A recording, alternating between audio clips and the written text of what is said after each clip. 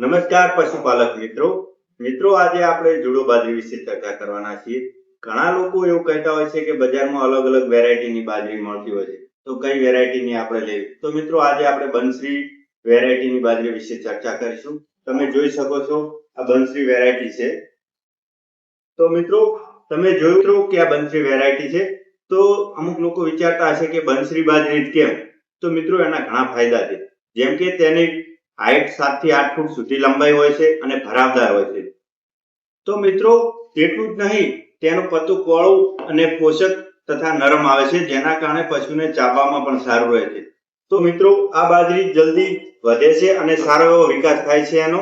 તો મિત્રો જે પણ લોકો ઘાસચારો ખવડાવતા હોય એમની માટે બંસરી જુડો બાજરીનો ઘાસચારો બહુ સારો એવો ઉત્પાદનમાં હોય છે, તેના કારણે તે ખવડાવવો બહુ સારી વસ્તુ છે। તો મિત્રો તમને આ માહિતી ઉપયોગી થઈ હોય તો અમારા વિડીયોને લાઈક કરો, શેર કરો અને અમારી ચેનલને સબસ્ક્રાઇબ કરો। જય ગૌ માતા।